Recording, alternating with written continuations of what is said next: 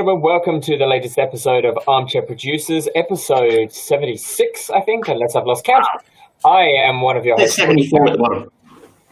It says 74 at the bottom. I think we're actually on 76, but, that could also just be me being god-awful with not keeping anything updated. But I am one of your hosts, George Turner, alongside the man, the myth, the living legend among us all, Mr. Travis Croft. How are you, sir? I am fine and dandy. Yourself? Yeah, I had to do an emergency dentist appointment today because my tooth was hurting. So, that was fun. And I now actually have feeling and sensation in the left side of my face again, which is nice. Emergency dentist appointments are one of my favourite pastimes. It's always a pleasure to have to attend a business where someone pokes you in an uncomfortable way and you pay for the privilege.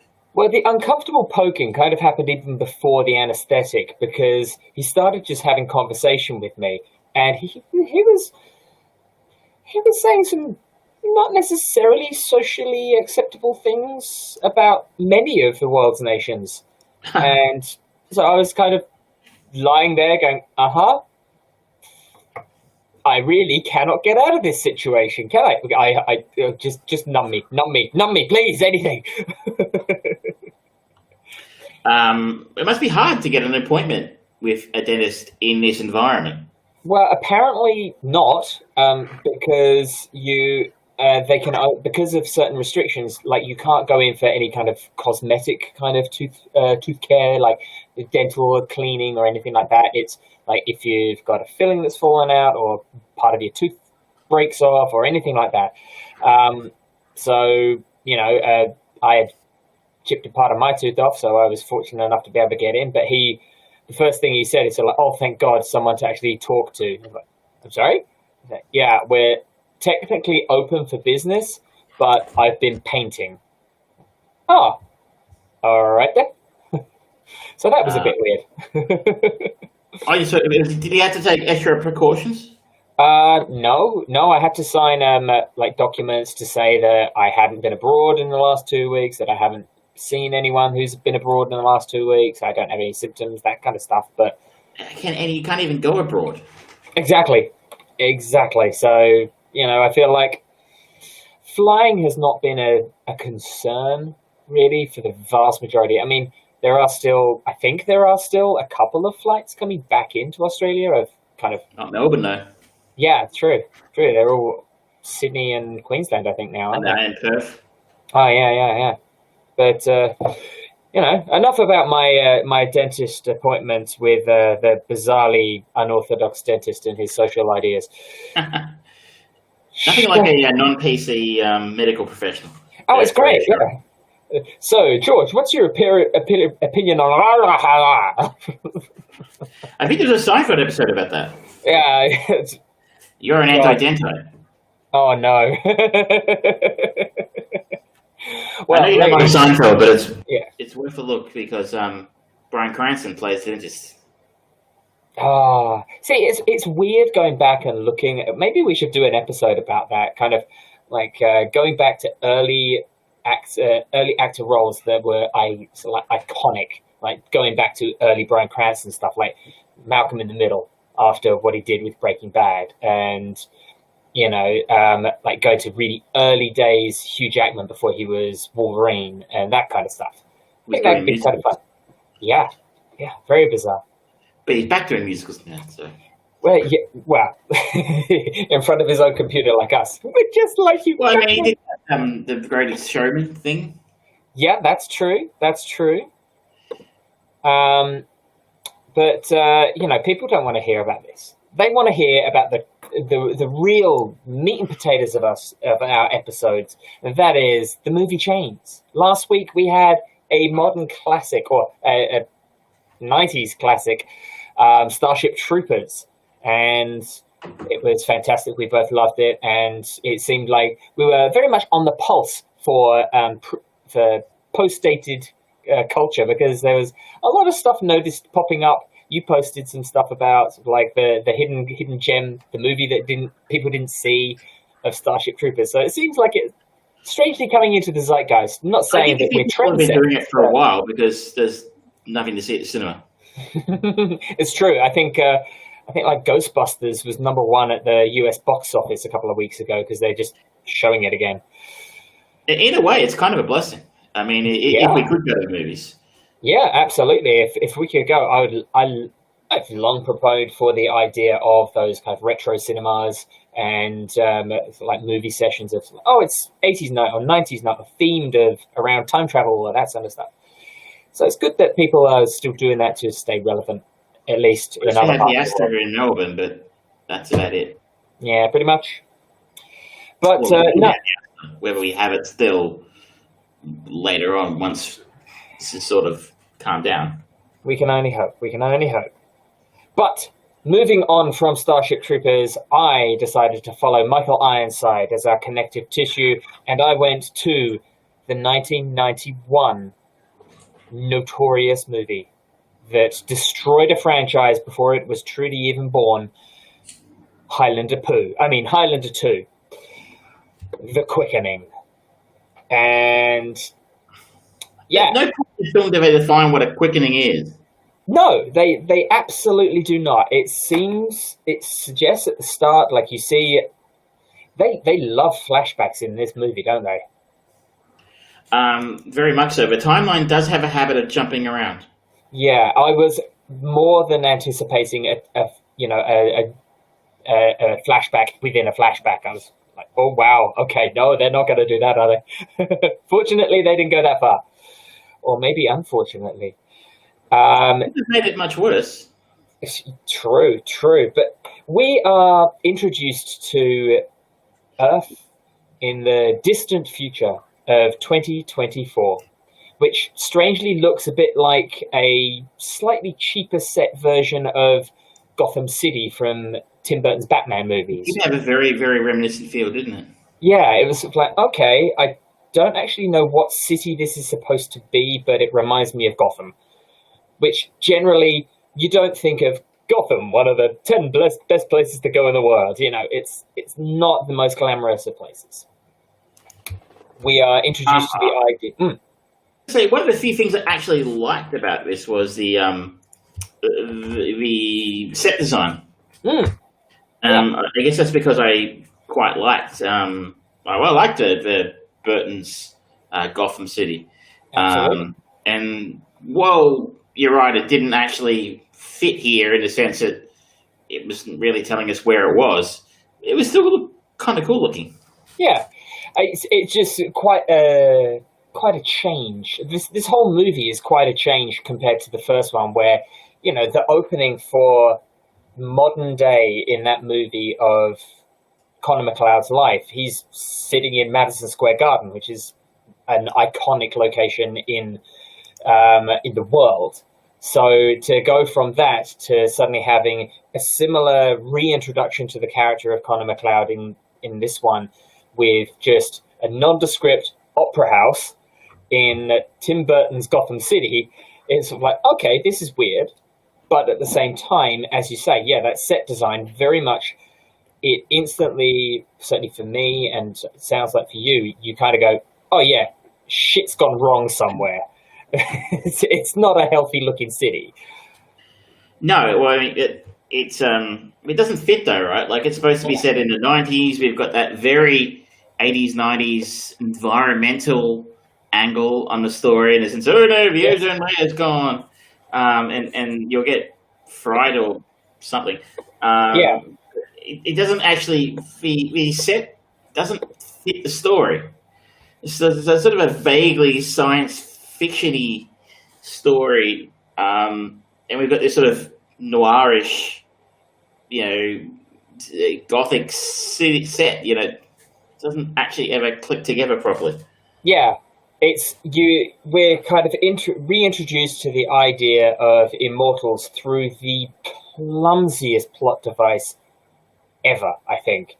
There's this slow panning shot into the opera, and the opera is playing, and just sitting in one of the sort of high up boxes, looking like a very, very sad, lonely Muppet, is Christopher Lambert, who's half asleep as he watches this, and he's remembering his time from his home planet.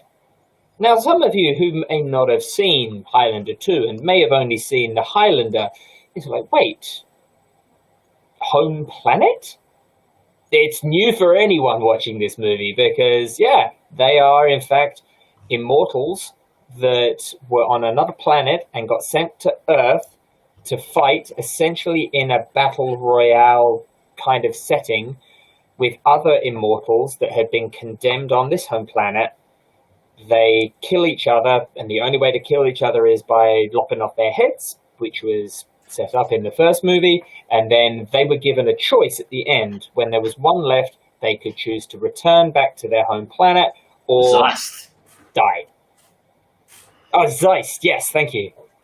It's such a weird thing. And then they have this whole sequence where apparently this other planet, they still refer to Earth as the future, which doesn't make any sense. And they're kind of watching Connor McLeod's life, and they can see that he's this old man who looks like he's going to die soon, and that generally seems to be what Michael Ironside's villainous character wants.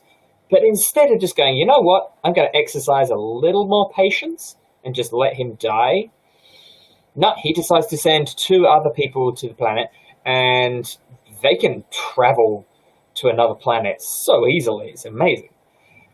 And because new immortals are now on planet Earth, the immortal gene, I guess, in Connor McLeod's character reawakens, and he is immortal again, and he has to fight these 2 crazy henchmen of Michael Ironside. And they kind of reminded me of like a weird combination of those 2 twins from Matrix Reloaded with Johnny Mnemonic.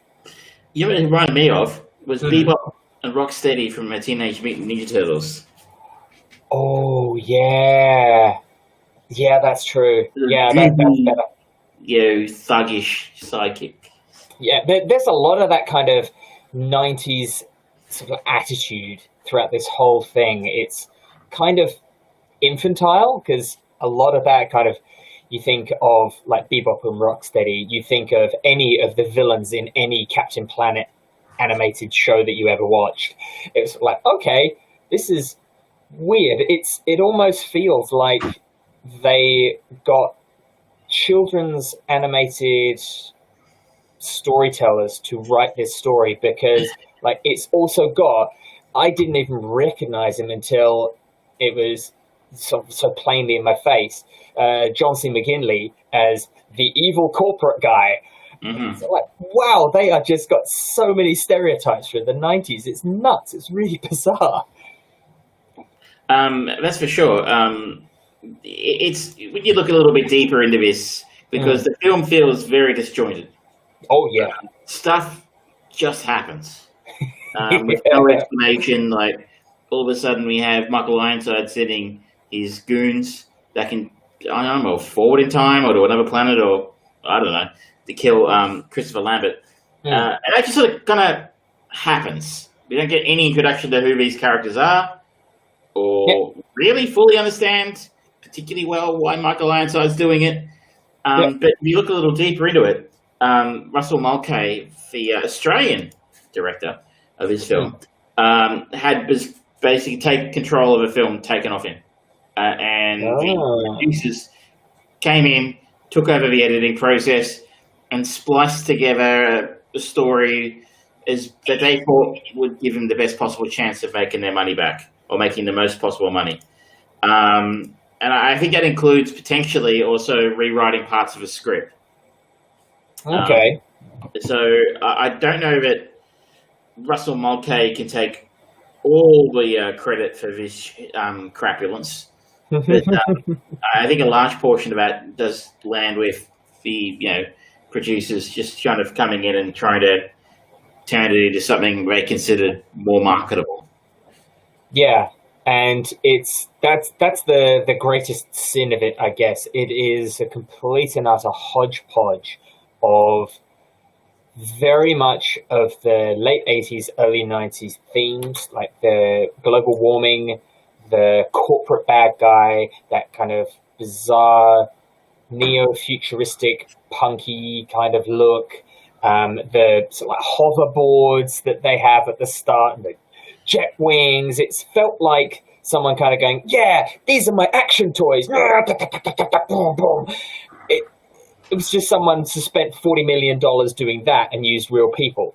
It's such a weird thing. And then they have a scene with Virginia Madsen, which weird seeing her in this movie when you think of some of the stuff that she's done. But she's trying to kind of nut it all out in her own mind as to what the bloody story is. And it still doesn't make any sense. We've kind of skipped over her whole subplot. She's some sort of uber terrorist who's like public enemy number one, who's aiming to kind of take a step back. So the world's ozone layer is gone. Yes. So to protect the Earth from cosmic The scum radiation, of the universe. they've made a giant magnetic field that protects the Earth. Christopher Lambert was responsible for this, in fact. And Virginia Madsen is a terrorist who is part of a group who want to destroy the shield or don't believe it's required or something. Yeah, it seems like, because we're introduced to her character as they're breaking into the headquarters of the SHIELD, sort of like base of operations. Yeah, imaginative naming there. And she seems surprised to find the sort of like science research kind of saying radioactivity normal, as if they didn't break into the place to prove that, or to confirm it, or to leak it, or to why did they break in there? They seem to have broken in. She does this, goes, what? That can't be right. Shock, surprise. It's not like, I knew it, or anything like that. And then it's like, oh shit, they found us. Let's get out of here. Why did they break in? That's really fully explained. And also that she's like, again, the incredibly wanted, very famous terrorist whose faces on TV and yada, yada, yada. She can walk around the streets with Christopher Lambert. Yeah. Unmolested. Yeah. There's some words that wanted terrorists over there, but whatevs. Yeah. Yeah. And there's basically no police in this. None. There's no police. It's like people who work for the SHIELD, and that's it. Which is a bit of a shame because John McGinley's character is very much wasted in this. I'm really sure what purpose he serves. Yeah, I think he is literally generic corporate guy, because the whole crux of his villainous ways is he knows that the ozone layer has returned, but he just wants to keep earning money. And that's all he does. It's not like he's killing people or anything like that. He's just making money. And Michael Ironside's character, who's the sort of like oppressive general of this other planet, he hunts down Sean Connery's Ramirez and Connor McLeod because they're rebels fighting for some reason. We don't quite know why. Yeah, that's not explained. It's not explained at all. They don't actually explain how Sean Connery's character comes back after having his head lopped off. It's just the kind of magic. Yeah. Nice little reference, because there are many Queen references in this film. Oh yes. Well, they made the soundtrack for the first one, and like classics like "Who Wants to Live It Forever" and "It's a Kind of Magic" being used, and they get referenced throughout this whole thing. And they do legitimately use lyrics from a Queen song to justify why shit just happens in this movie. It's like, it's a kind of magic. Really? I kind of like that. I thought it was kind of a nice little throwback to the first film, which is very little of that in this film. True, because it is such a divergent path. It's like people were concerned, so like, oh, it's not treated the source material properly when The Last Jedi got released. I mean, this is like it's completely off the reservation entirely. In fairness, though, I'm not sure that the Highlander property is held in the same esteem as Star Wars. That's fair, but it's sort of there's definitely a fan base behind the Highlander movie, and the fact that in Highlander 3 they basically just go, oh no, don't look over there, no, we're following on from Highlander 1. Which ironically, there's an excellent chance they're going to start doing in Star Wars. Yeah, I know. They're learning from Highlander mistakes. Yeah. This film, I just kind of gave up in the last half hour of this film trying to figure out what the fuck was going on. It was all over the shop. Yeah. Not in a good way. No.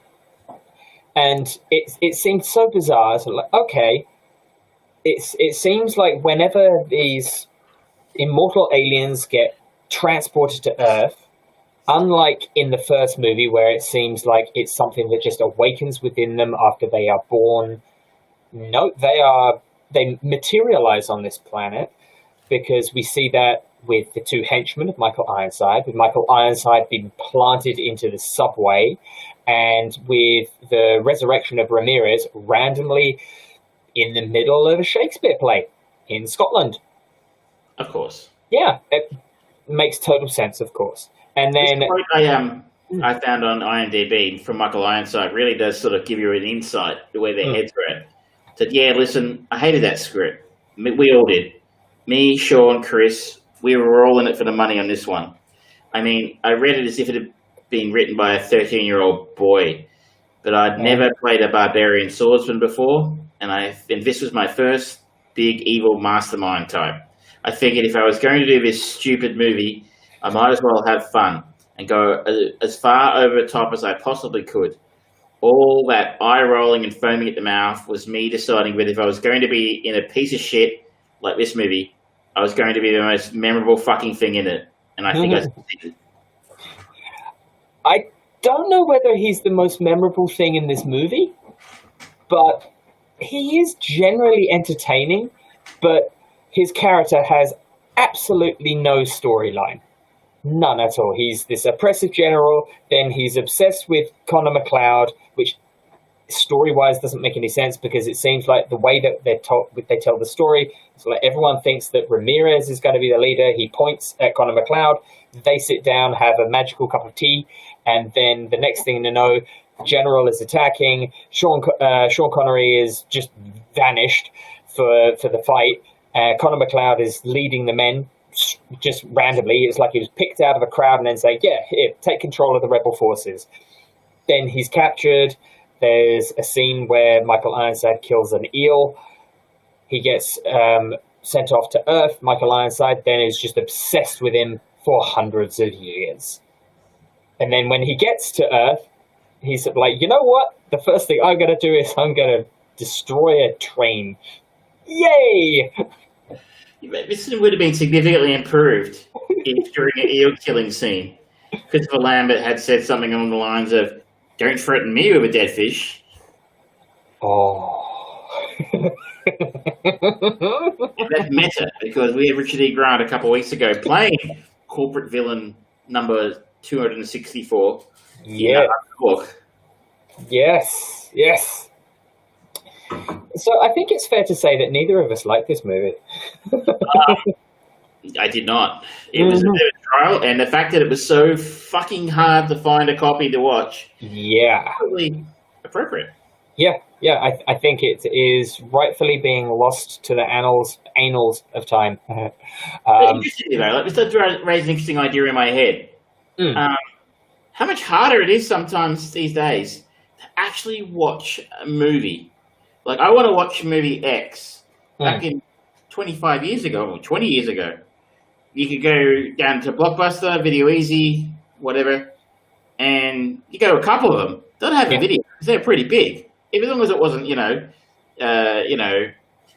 some obscure art house thing. Even then, you'd probably go somewhere special for that. But if we wanted to see Highlander 2, you go to a couple of Blockbusters. You'd find somewhere that had it. Yeah. And if they didn't have it, they could call around. You could find one. So it's interesting. We're in a situation now where in 2020 there is no legal method to watch this movie in Australia. Yeah. If you don't know, It makes me wonder how no one has kind of looked at the opportunity of creating a streaming service dedicated to shit movies. I think that exists. It's called Tubi. But that's true because technically, apparently, Highlander 2 is on Tubi, but not in Australia. So just to clarify, you can buy Highlander 2 on DVD via a few obscure places, eBay, for example. But I mean, in fact, you can't actually. But it's really a dying way of watching movies in 2020. No one buys movies, or very few people buy movies these days. Yeah.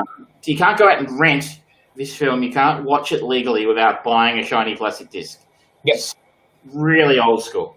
I mean, and it's a little bit like, 30, 40 years ago when they started to get rid of records for CDs. A lot of people complained, but when they got rid of their records, all of a sudden they couldn't get that record on a CD anymore. Yeah. It's an interesting idea, right? It's like, for example, the film I want to nominate for next week. Oh yes. Was I have a couple of different ways. I want to go a place, and I have two different ways of getting there. Okay. But I think I'm going to take mercy on you with next week's with the method. Okay. So next week's films I would like to go and watch Point Break. Okay. And what's the connection between Highlander 2 and Point Break? John C. McGinley. Of course. Yes. It's not obvious. Google on Office Space. But no, we're going to fire Mr. McGinley to Point Break. Now, Point Break you can't rent in Australia either. Really? You can buy a copy. You cannot rent it. Oh my god. That's tragic, especially considering the remake that recently came out. The remake you can rent. Oh. Oh, no. It's kind of occurred to me while I saw it, like, it's such a famous movie. Yeah. Why can't I rent a copy? I have to buy? I don't want to buy this movie. Wow, and you can only buy it on YouTube? And I think maybe Google Play or Apple. It's not coming up as my on my options for Apple or Google Play. Okay, so wow. So this has sort of occurred to me, but we've kind of taken a backward step in the last few years. Yeah. Streaming services now have gone so hard towards their own homegrown content, and the idea behind like Netflix was originally was the online video store where you can watch whatever has really died, and you're at the mercy of very greedy corporates who are saying no. You want to watch Point Break? You're going to pay $15 to buy the fucking thing. Yeah.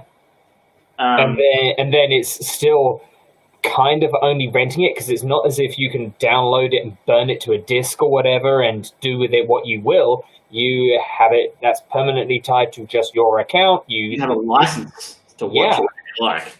Yeah. You lose your password. Yes, tough shit. So that was an idea that popped in my head. I think it's a disappointing development. It's a shame. Like, I mean, if you told me 25 years ago that like this world would exist, that it would be harder to get a hold of movies these days, I'd be surprised.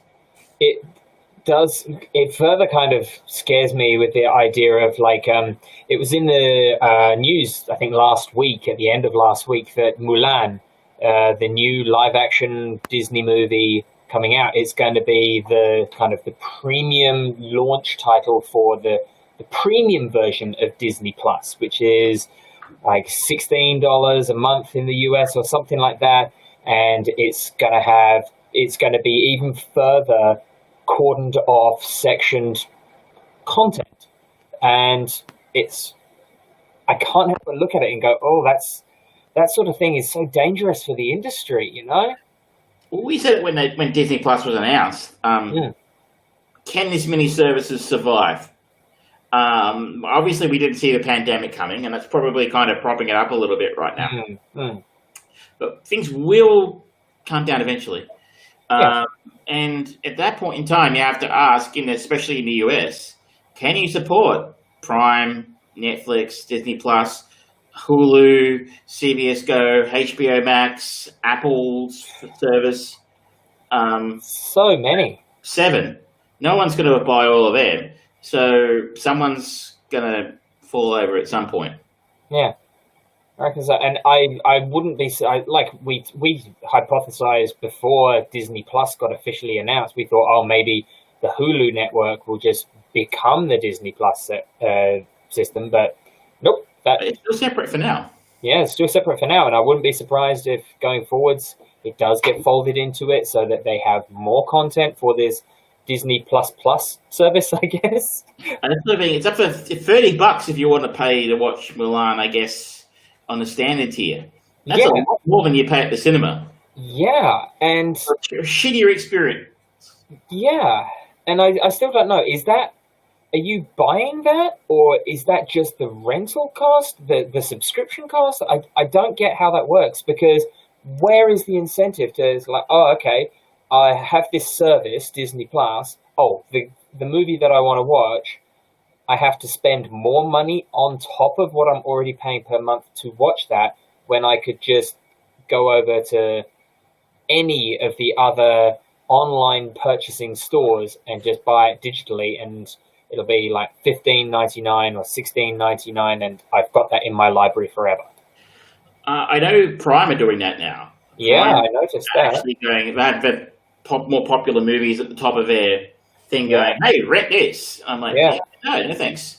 I guess I understand paying a slight premium to see it outside of the normal streaming all-you-can-eat offering. Yeah. But $30 is a lot. Yeah. I mean, I'd want to own that copy. I'd want that to be permanently accessible to me. But that's a pretty big call to make, considering you haven't seen it yet. You don't know if it's any good. Yeah, and that's the thing with these streaming services. It's like they don't need to, unless they are so fucking certain that it is going to be reviewed really highly. There is no incentive for them to send out early release copies to anyone else for review ahead of it. Like, you look at anything that Netflix or Amazon or Hulu or HBO, they just release it, and it's more often like the traditional kind of US channel shows, like the stuff on the WB network and that sort of stuff, where they have those early release things. But for the streaming services, it's just, it's available now. Here you go. No reviews. We're just going to get everyone up in the door early before all the bad reviews come out. That's what happened with Lady and the Tramp. The Cloverfield Paradox. Yeah. It was announced during the Super Bowl. It's available now. Yeah. And then we all went, oh, fucking cool. And then we went home and watched it, and I'm like, that's not cool. Not good. Yeah. It's a interesting environment. And, you know, maybe I would be more down for it if it was like a substitute for the cinema experience in another way, where it's like, oh, you get to watch it before it goes onto other platforms, for one thing. It's like an exclusivity window thing. And on top of getting the rental for the movie, you also get more of the DVD extra features and all of that sort of stuff. But that's not necessarily what a lot of people want to watch. They just want to watch the movie, and that's it. There's not many average families out there that are going to go, oh, yeah, I want to know how they put such and such into this movie CGI-wise, or the production value of this or that. It's like, I want to watch things go boom. I want to hear what the main star's thoughts are on the Hong Kong security law, and it's controversial. Maybe it'd be cool. Be like if you pay the extra money, you had got access to a watch party with a star director or something, and I would have like a live streaming event where you get like an inset with the director watching it or something like that, and it was only open to people who paid the extra money. Yeah, or even something where it's like you buy it and you get a digital ticket for, you can go and see that in the cinema when things return to normal, or it also gives you a digital ticket to use in select cinemas or whatever for a movie of your choice, something like that. So it's incentivizing you watching it now, and you are getting something to use in the future as well. And it's going to be interesting from here in the sense that, I mean, we've talked about it ad nauseum probably over the last few months. Like, we're sort of thinking like James Bond got kicked out to November. Yeah. November looking like a solid release date in places like the US and Europe. Maybe. Europe, maybe. Probably not the Americas. Things aren't good over there. Here, I mean, you know, like, what's happening with Black Widow? Do they start, if the shit's still hitting the fan come October, November, do they start thinking about dumping that onto Disney Plus? Yeah, I wouldn't be surprised. I think that, because I saw an article pop up this morning saying that New Mutants is still on the calendar to release in the cinemas in 2 weeks' time. That might be a good move. Who knows anymore? I don't think that movie's ever going to actually release. I think it's just going to be consistently kicked out. That came out eventually. But next week, we will find a way to watch the 1991 version of it. And I am being a bit of a prick here because I have the next two moves planned, after which I will seek control for a suitable period of time. But there's somewhere I want to take us. Okay. So I'm guessing after Point Break, it's Office Space. It is not. Goodness me! Next, after Point Break, we will be going somewhere good. We'll be going to the Matrix. Oh, okay, all right. See, now I'm a little offended by that because I was talking about Office Space, and you said, "Oh, we're going to go somewhere good." Office Space is very good. Thank you very much. It is brilliant. But I could have taken us somewhere shit house, trust me. The other way we could have got where I wanted to go would have been quicker, but it would have been a very ugly way of getting there. Does it involve Katherine Heigl? It does not involve Katherine Heigl. I may be an arsehole, but I'm not a fucking arsehole. Mr. Clooney. There's an actress in Highlander 2 called Rusty Schwimmer, which is a fucking great name. I don't know, she played in that movie. I think she was the drunk woman who tries to hit Connor McLeod with a bottle. Oh, okay. Anyway, she is in a film called Reckless Kelly. Okay. That's taken us where I wanted it to go. Okay. And it's on YouTube. The entire film is on YouTube. It is a Yahoo Serious film. I don't even know if you know who that is. No. He was an Australian actor whose star shone very bright in the late 80s, and then poof, he was gone. He was even in a Simpsons episode once. A joke about him. Okay. But Reckless Kelly is a story, sort of a modern reinterpretation of a Ned Kelly story. Okay. 1993. I've never seen it. I thought, if I do that, he's never going to forgive me. Probably true. All right. Well, I appreciate the Point Break route, and I think The Matrix is going to be interesting because the Wachowskis came out recently and said a whole film's an allegory for being a transsexual, or it's a trans story, which is a bit more obvious in stuff like Sense8. But really upfront about that. But the Matrix can be about whatever you want it to be about. Mm-hmm. It's how you reprogram it that makes the difference. I mean, it's become a real cultural touch point in a lot of ways. I come to imagine the Wachowskis couldn't possibly have imagined.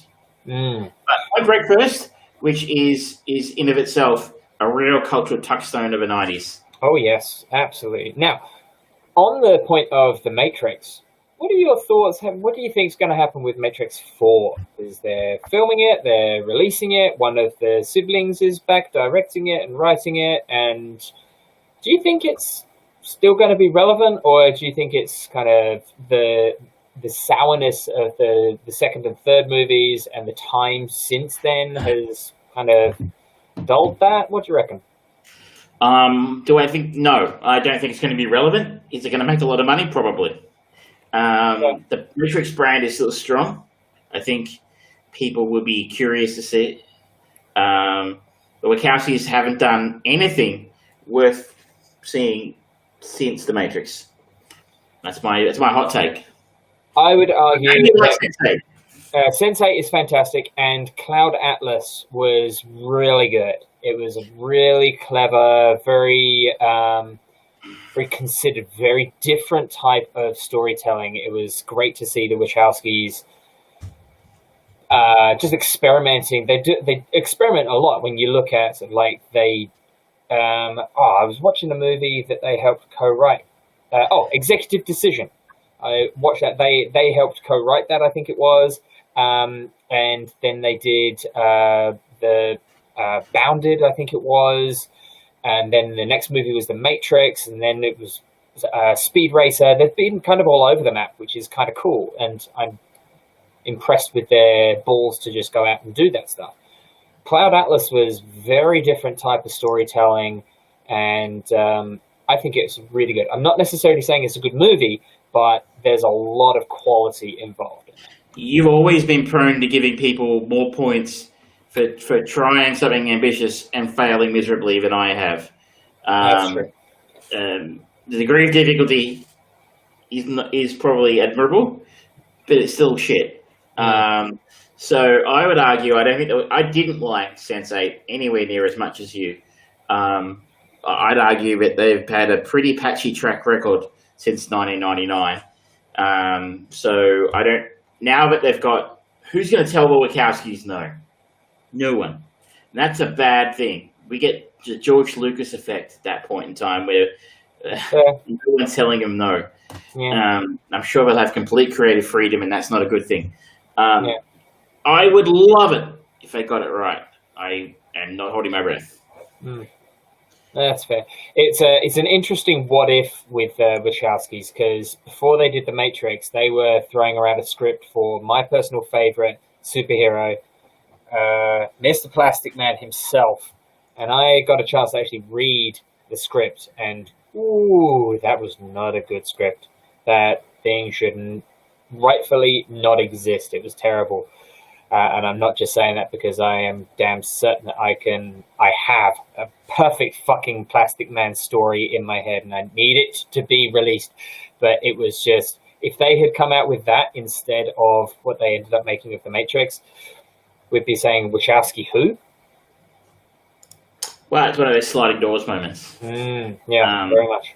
I mean, it's films that have been what is it? A reboot, a remake, a continuation? It's a continuation, I think. So, I mean, sequels made 17 years plus after the original that are any good. Blade Runner 2049. Yep. Can't think of many others off the top of my head. Yeah. And that film flopped. Yeah. Fantastic film, but it flopped. Yeah, I loved it.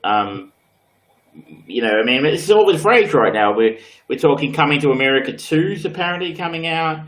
True. Apparently they're still making a Goonies sequel. We'll see what happens with the Bill and Ted sequel. Yeah. My hopes aren't high.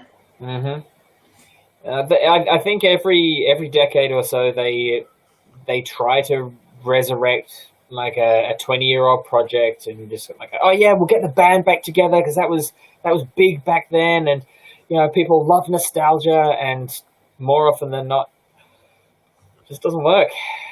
The interesting thing, if you check the IMDb listing for Matrix 4, it's Lily Wachowski's name isn't there.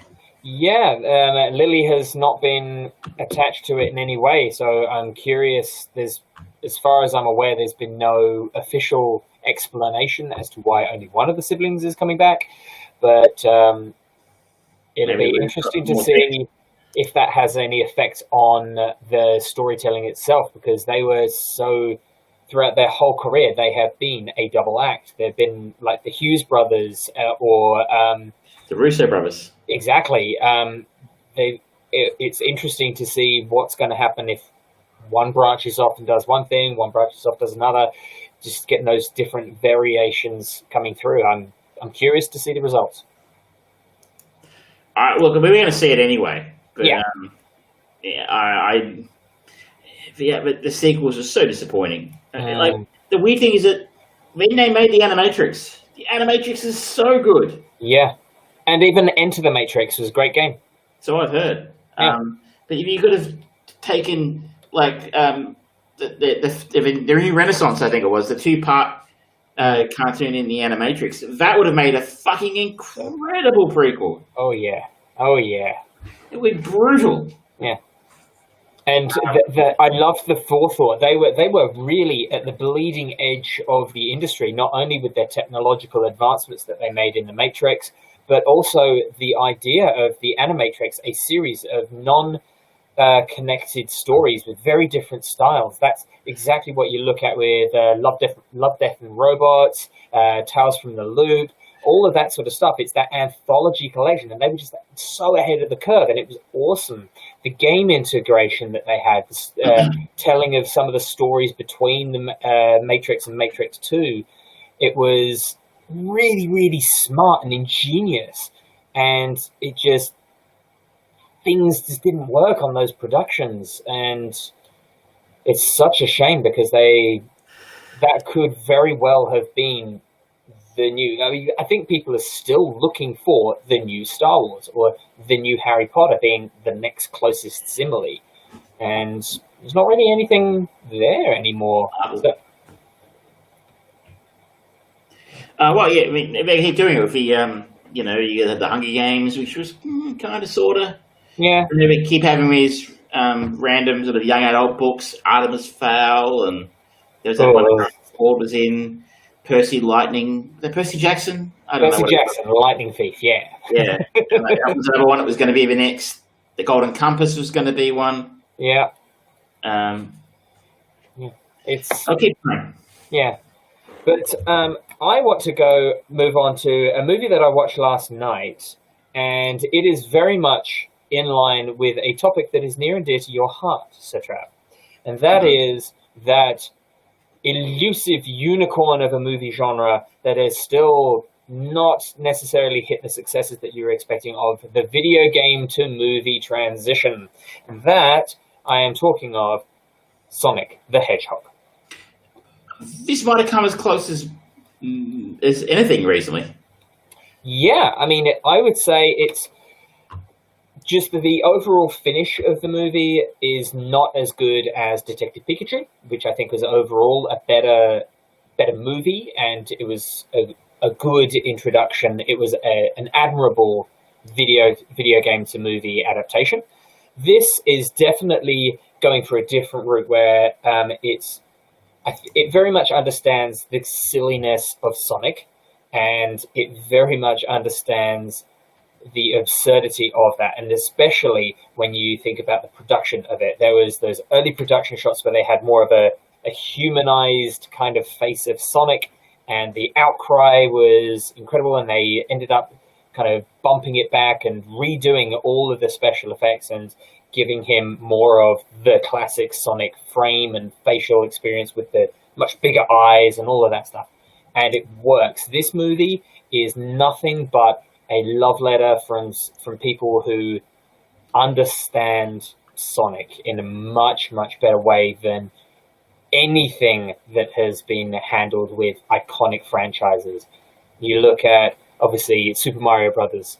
That has nothing to do with Mario games whatsoever. It's insane. It's so out there. It's so stupid. You look at Resident Evil, all of the Uwe Boll movies that were actually video games to start with.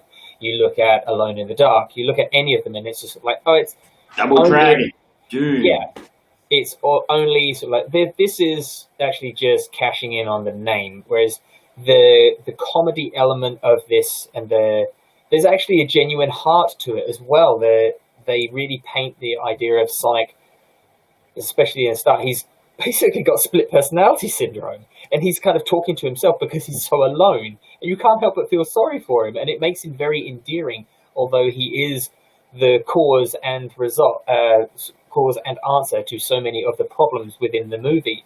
The storyline, I mean.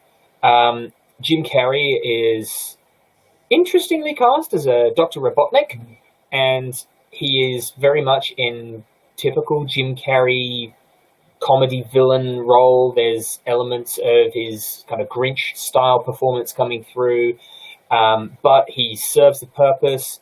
He's entertaining. James Marsden. He is the quintessential everyman of the modern cinema and TV world, and he does a very good job as Tom. It's a solid movie that it's not at all great, but it's entertaining, it's enjoyable. It doesn't do any disservice to Sonic. The games that have been coming out for Sonic over the last 15 years overall have been shit and destroying the name of Sonic, any cachet that had. So it's nice to see something in the positive column for Sonic. So if you've got an evening, you can rent it on Prime Video for $2.99. It's an entertaining, cheap option that'll satisfy the kids very much so. If you were a gamer in your younger life, in mine and Trav's kind of generation, you'll get a bit of a kick out of it because like the noises of the rings that he sort of like picks up through the games, that's in there, and the opening sequence is just sort of like Green Hills 1 and 2, and it just brings back a bit of that nostalgia. But then the story itself, it's nice. It's good. It's got a few little Easter eggs for some of the other characters in the universe that is Sonic, but it just very much tells this simple story of Sonic is on the run and he has to escape. He needs help. Done. It's now being greenlit for a sequel as well. Yeah.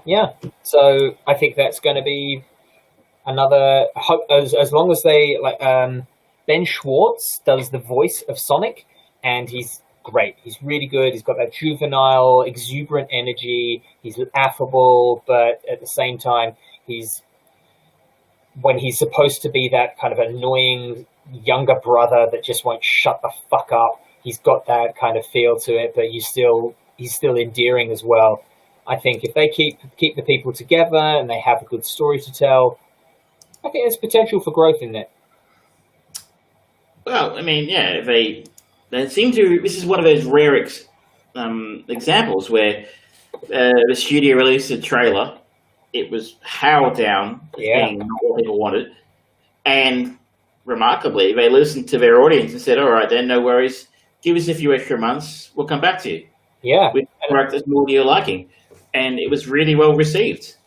I remember that there was a lot of outcry from the industry surrounding it, kind of actors and directors saying, "Oh no, it's dangerous to give the audience exactly what they want. Let the creative team tell their story." It's like, largely I would agree with that, but this was not a storytelling.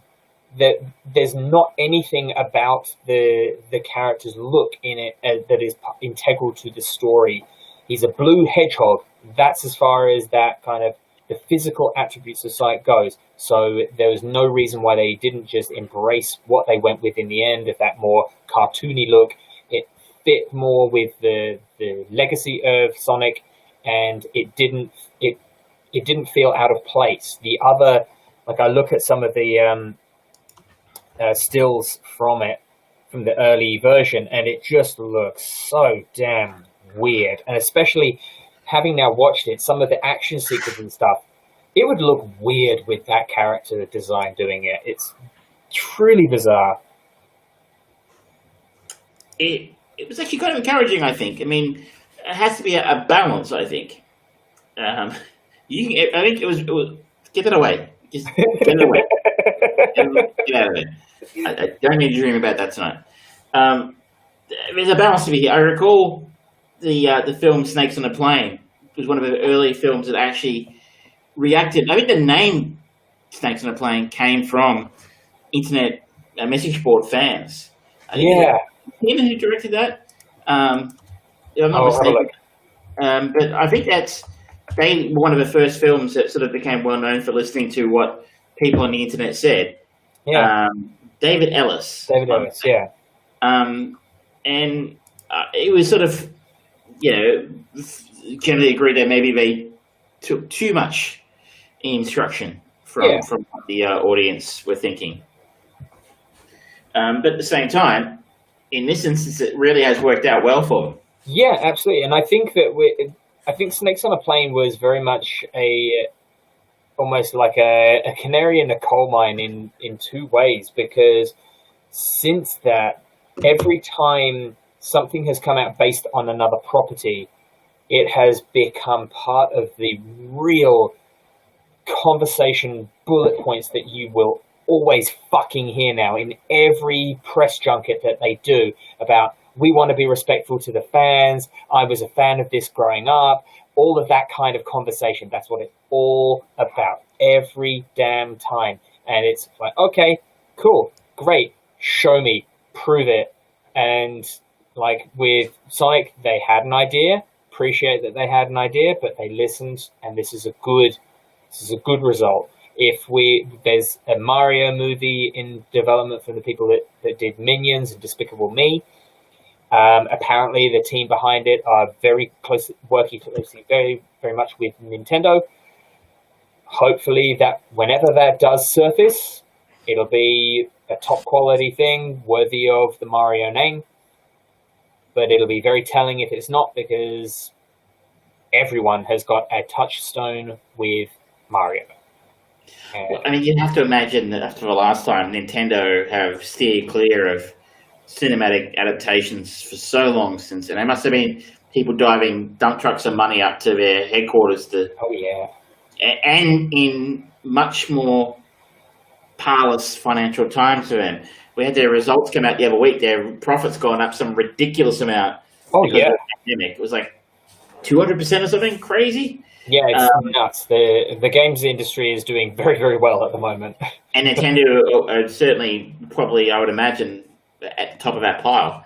But, 15 years ago or something, during the Wii U years, or pre the Wii, if someone drove a dump truck up full of money to your building and said, hey, let us make another Mario film, it would have probably been tempting. They said no. So their games, their actual first exclusive properties, their Marios, Zeldas, etc. They're well known for their, not just letting shit slide. Yeah. You kind of got to live up to a standard to get something made. Yeah. So I can't imagine that Nintendo are going to be sitting back and go, yeah, do whatever. Yeah. Yeah, there's still those lingering rumors that there's either a Zelda or a Metroid animated series potentially being made for Netflix or one of the streaming services. I think that would be an interesting option.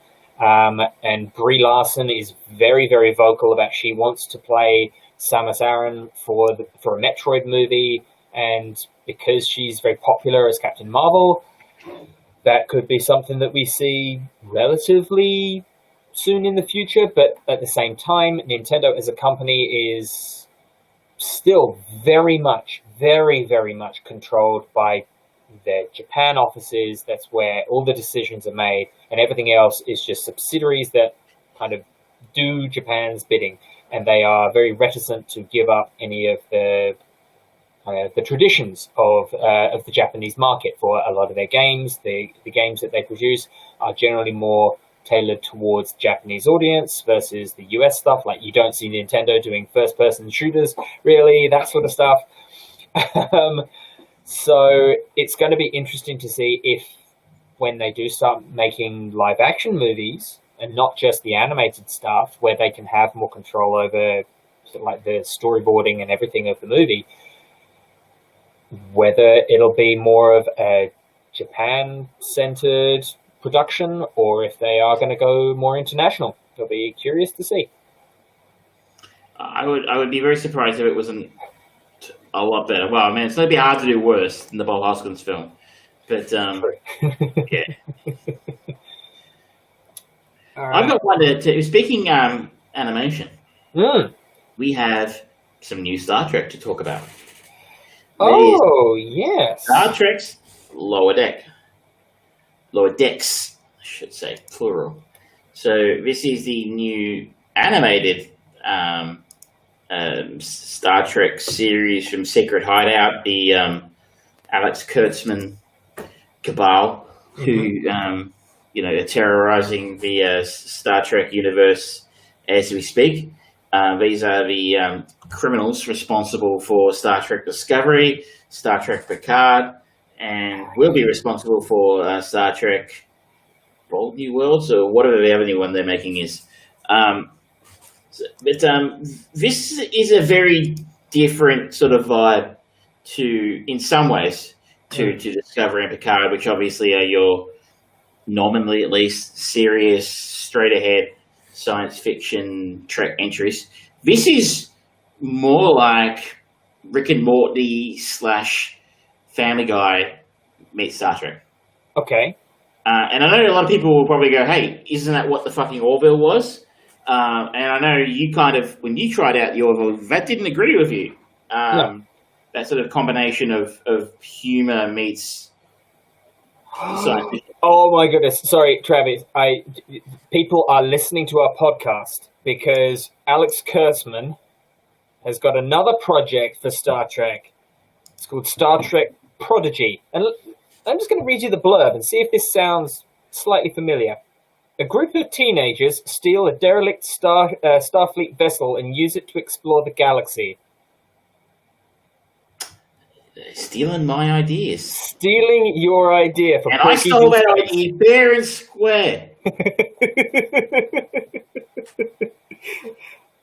Goodness me. My idea was more like Porky's in space. And it says it's being made for Nickelodeon. Yeah. So, I don't think that's happening. But it sort of take someone's idea and water it down and turn it into dross. Speaking of people who you were saying a moment ago, people, it's such a fashionable thing these days to sort of come in and go, hey, I'm a passionate fan of this thing, and I've always wanted to, make it and turn it into something amazing. Kurtzman will flat out say that he and J.J. Abrams are more Star Wars people than Trek. Yeah. So, and it shows. He has no idea what this is or what it should be. But here's the kicker. Yes, Star Trek Lower Decks has a very, very similar sell or elevator pitch to what one might say about the Orville. And your regular listeners will know that I think the Orville is the true torch carrier for Star Trek these days, because Paramount and the actual official Star Trek TV universe has just abandoned that for whatever it is they're doing. But this I watched the first episode. Mm-hmm. I'll be curious to see a little bit more. Now, where are you watching this? Sorry? I torrented it. This does not have an international distribution deal. There is no legal way to watch this show outside of North America. If you are in North America, I believe it's available via CBS's the streaming service. So, I would be gladly watch this legally if it was an option. The word on the street is both Netflix and Amazon. Netflix, through signing up for the Star Trek Discovery, has the right of first refusal. They said no to Picard, and they said no to this. Amazon said yes to Picard. After seeing what they did with Picard, they said no to this. Okay. So, no one outside the US can legally watch this show. I didn't hate the first episode. Okay. Parts of it really annoyed me. Mm-hmm. There are a few chuckles. And by the end of the show, I was like, I'm liking parts of this. Some of this works. Okay. Other parts of it, not so much. Okay. It's a really weird mix in the sense that, it's knowingly part of the same universe as the rest of Trek. So essentially, it's canon. They go all the way through and name-dropping characters from, previous Star Trek series. Does it kind of give any indication of kind of when it's set? Is this in the the modern timeline or the previous timeline as well? It's not clear. Oh, okay. I'm guessing it's part of it. I don't even know if Discovery is part of the Abrams verse or something else. Not even the I people assume, working on it know that. yeah, I assume it's part of the universe that Discovery's in, but it doesn't nominate an era specifically. Next year. Okay. Well, I mean, they're referencing next gen characters. So hey, Okay. do you know about Deanna Troi? Blah blah blah. So it would logically have to follow that series. Fair enough. So it'd have to be set after and after next gen. So different timeline to Discovery for sure. It's really weird though, just like how wacky it is and over the top and silliness happening, and you're like, it's such a weird vibe for a Trek show. Like you're taking these beloved, properties or concepts of the Star Trek, universe, and treating them in a wacky and goofy way, which you can get away with if you're the Orville because it's not actually Trek. But this is. Yeah. So, But I'm looking at the artwork, and it looks very. It's a different style to it, but the use of color and things like that, and the fact that it's set in space, obviously, I'm kind of getting. Is this like style wise along the lines of like Futurama? more Rick and Morty. More Rick and Morty. So it's more adult and more grotesque. Okay, the animation style, I'm saying Rick and Morty. Yeah, I get but for there's kind of the storytelling of it.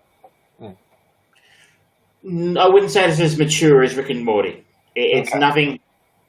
There's no gross out or anything like that. So I would say they're aiming at the widest possible audience of this. I'm guessing from what I'm reading on the internet, that's probably aiming at a younger audience of this show. Okay. This is a way to bring younger viewers into the Trek universe.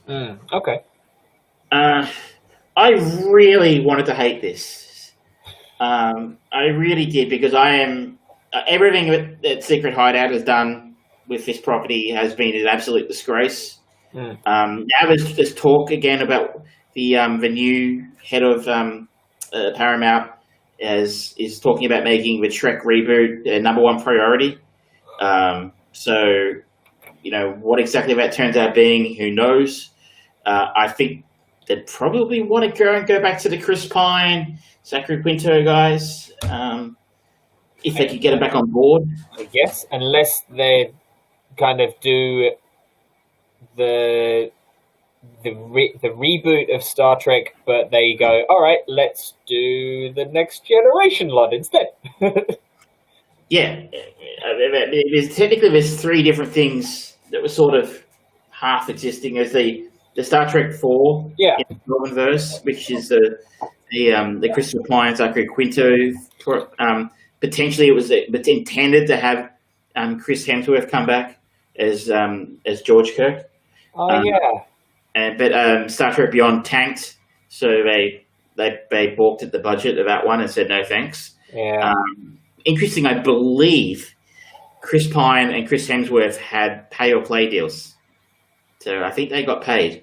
Don't quote me on that. There was the Noah Hawley film, which was going to be something about the word in the street. It was about a galaxy-wide virus, which maybe wouldn't play quite so well now. And then there was the Tarantino thing, which he was probably never going to direct, but he had some part of writing it. And God knows what's happening with that thing. So it's a huge mess, this property. And Lower Decks is the least bad thing to come out of it in a long time. Based on the first episode. It was it did have a sort of a vague zombie angle, which anyone who knows me, I love zombies. That's a quick way to your heart. So, and there is, but that said, the politics of a film is still there. Mm-hmm. Sorry, the politics of Secret Hideout is still there. You know, they are very obvious about inserting their political agenda into everything they do in the Star Trek world. And it's there.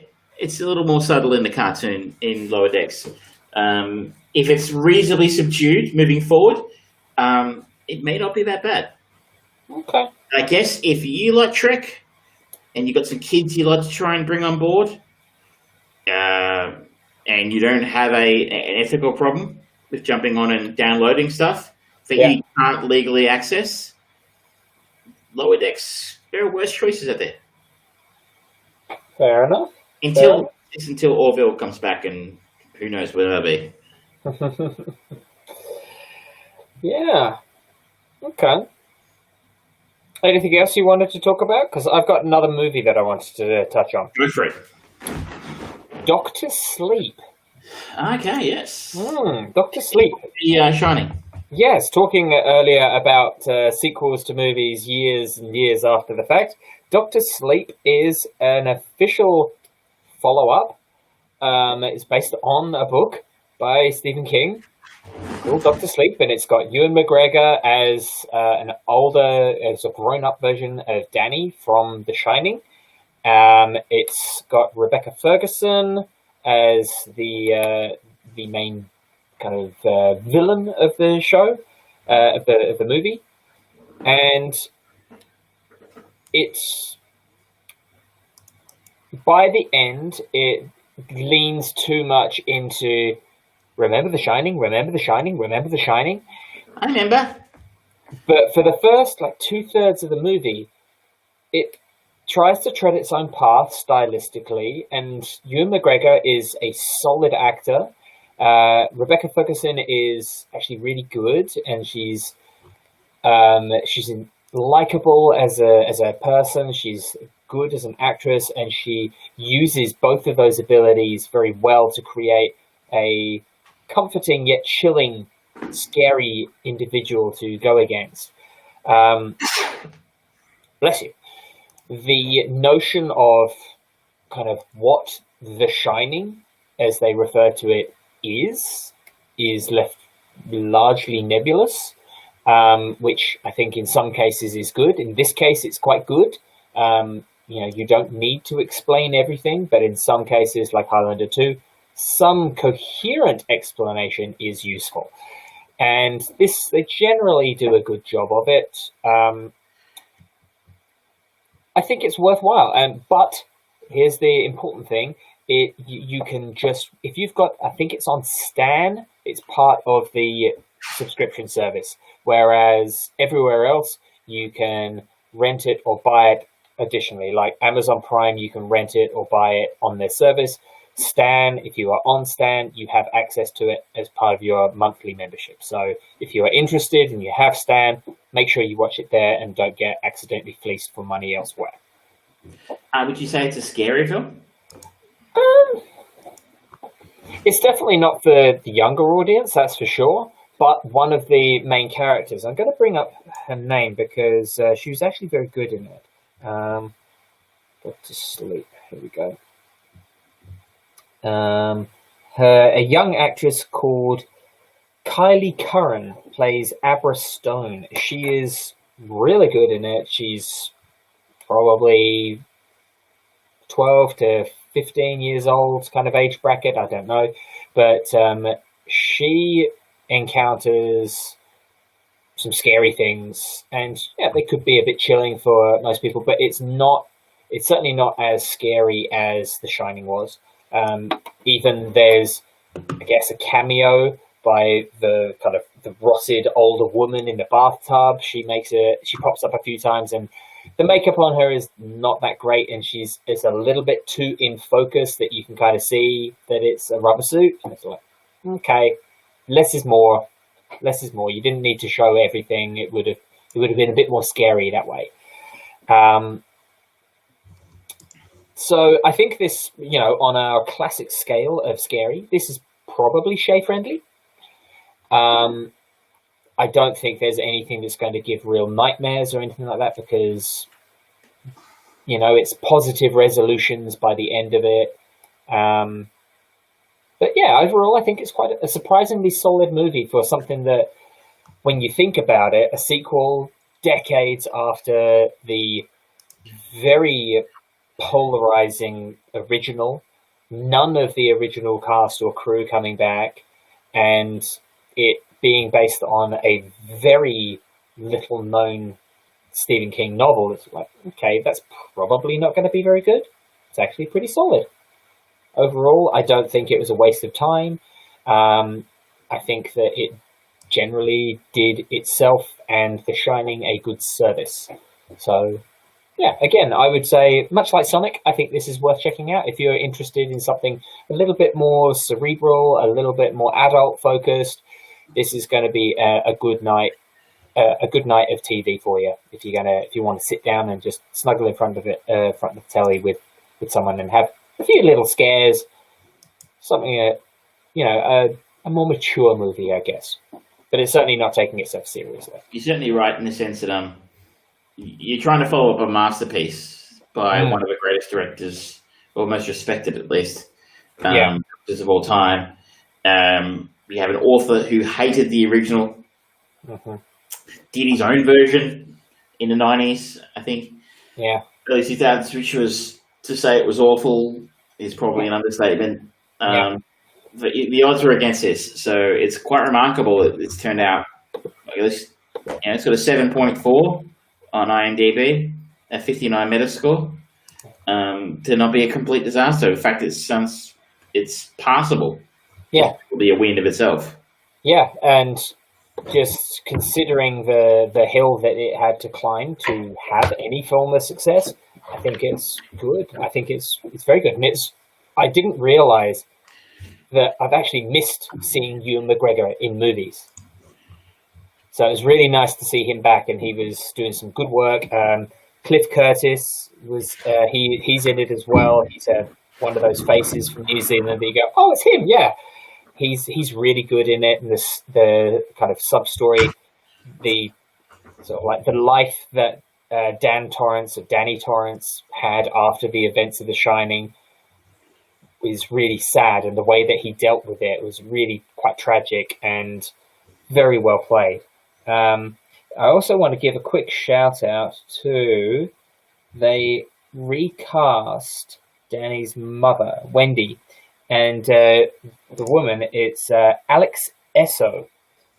She's from Saudi Arabia, but she does a really good job of it. They dress her to look very similar. They don't give lots of prostheses or anything like that. It's just her face, just good makeup, and she plays the part very, very well. She gets the tones of Shelley Duvall's character, that pure agonizing fear. She pulls that across in those brief little moments. There's a character that they get in for the doubles as the bartender, and he's a really good job, and you keep on just double taking. So like, is that a CGI version of Jack Nicholson? No, it's not. They just did a really good makeup and camera shot of this guy to give just enough of a simile that it's like, okay, that adds a little bit to the chill factor. That's quite cool. So they did a pretty good job recreating The Shining during Ready Player One.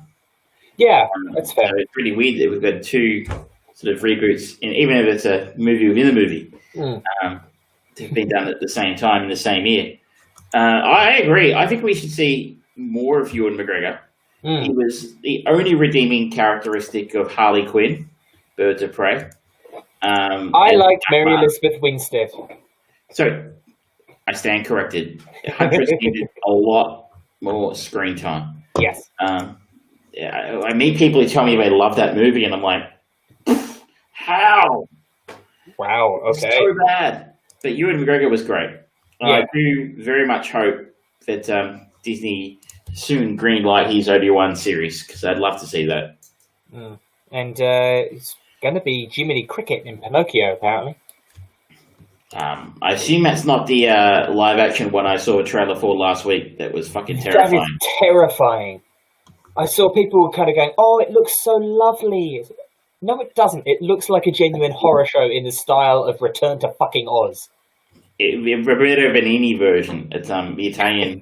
Yeah, it's like no, it did not look good. Now this looks like it's the next potential. I'm guessing Disney live action remake.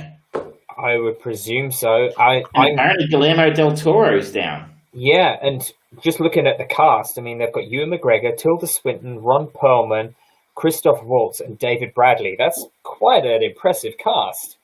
But to be fair, most of these live-action Disney movies have pulled together a good cast, and it hasn't saved them from mild mediocrity. I've said it before on the show, but I'm not interested in seeing any of them.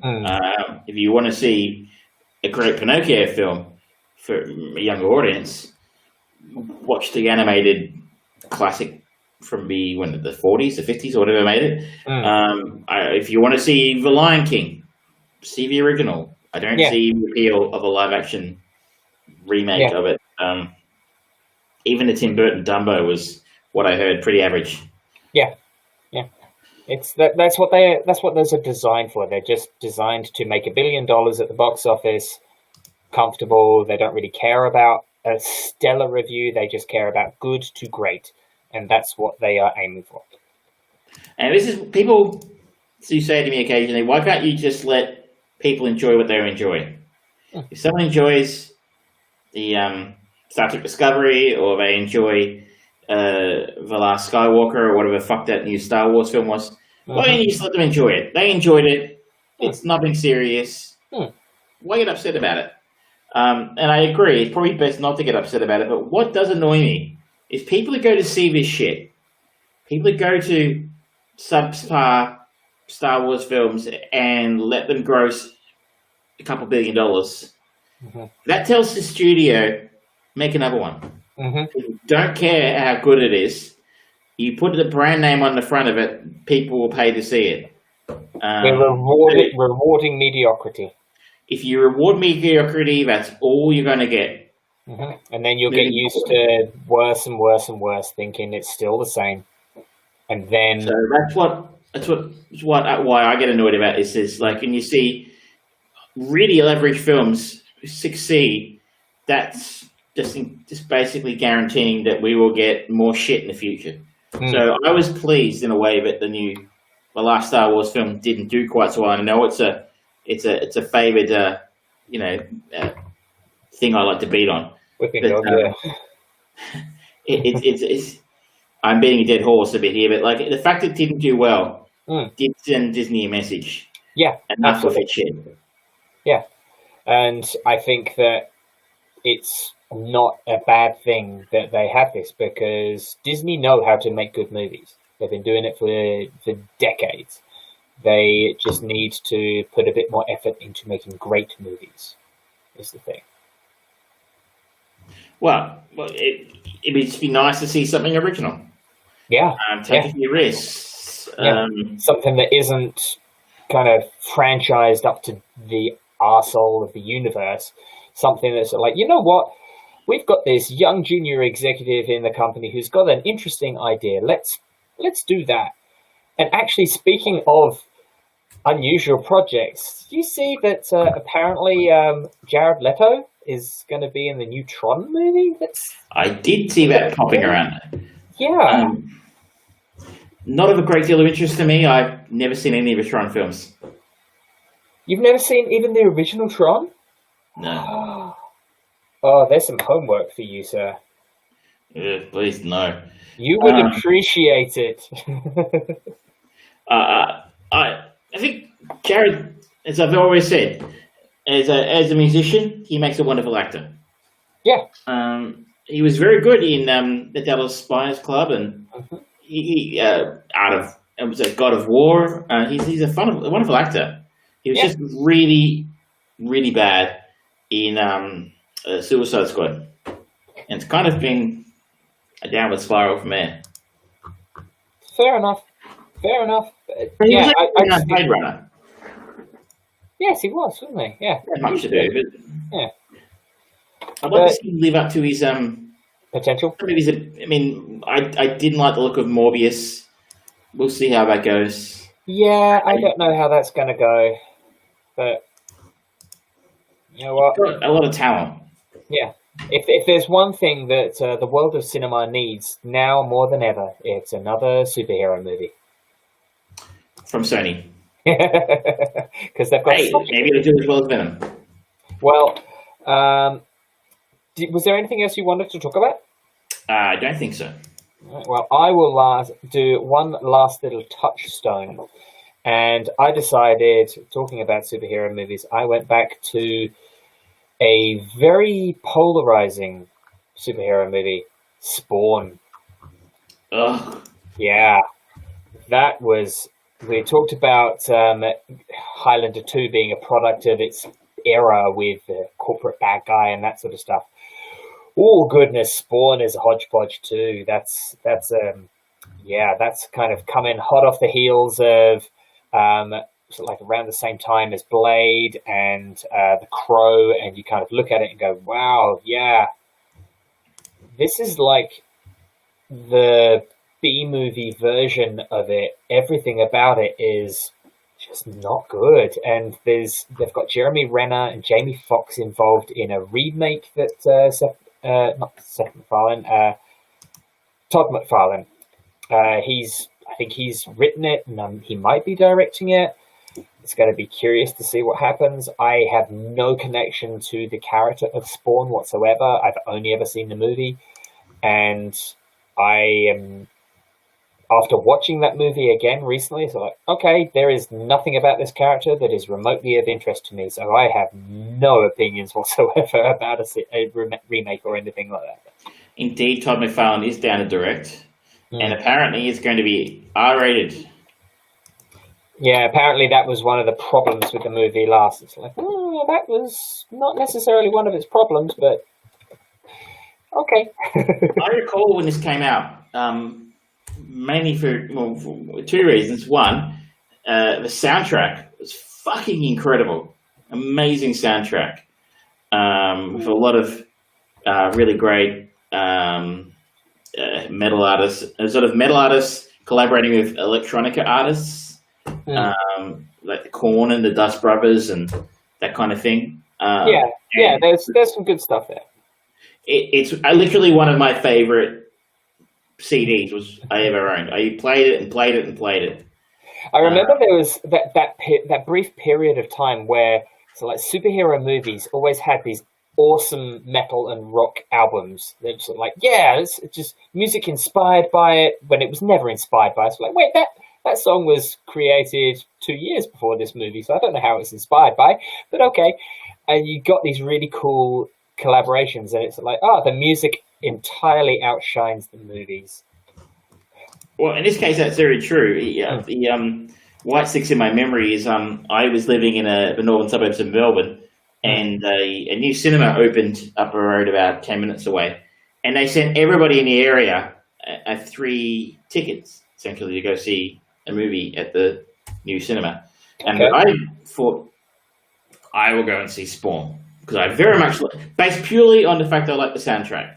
And then I like the idea of comic book films, so I thought, maybe this would be cool. And I remember I paid nothing for it, and I still felt like I'd been ripped off.